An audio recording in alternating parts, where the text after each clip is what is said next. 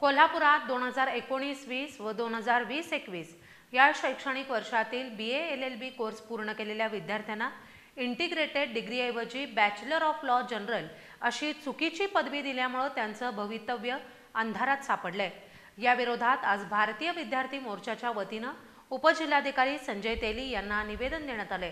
विद्यापीठानं 13 जून पर्यंत योग्य तो निर्णय घेतला नाही तर 14 जून रोजी पंचगंगा घाटावर जलसमाधी आंदोलन करण्याचा इशारा यावेळी त्यांनी दिलाय।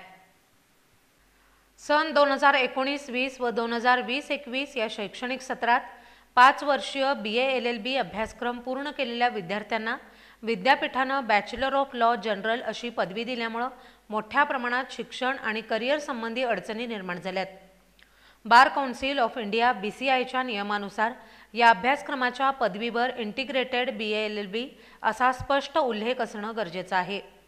मात्र सद्य परिस्थितीत हे प्रमाणपत्र इंटिग्रेटेड असल्याचं कुठंही नमूद नसल्यानं UGC BCI मान्यताप्राप्त विद्यापीठांमध्ये उच्च शिक्षण, वकील सनद, स्पर्धा परीक्षा आणि नोकरीच्या संधीवर परिणाम होतोय। या अन्यायाविरोधात आज भारतीय विद्यार्थी मोर्चाच्या वतीनं कोल्हापूरचे उपजिल्हाधिकारी संजय तेली यांना निवेदन देण्यात आलं।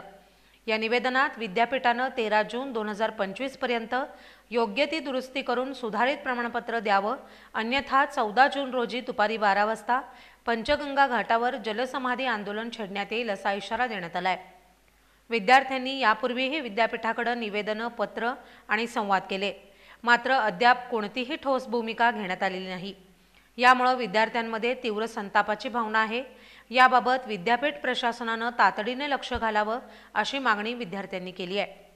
यावेळी भारतीय विद्यार्थी मोर्चाचे राज्य संयोजक किरण कांबळे, सौरभ खतकर, सत्वशील माने, गणाधोरा मोरे, कल्याणी अनुसे, नेहा सोनोने, शिवानी फिरमे, गंधर जोग, धैर्यशील मोघळा यांच्यासह विद्यार्थी उपस्थित होते।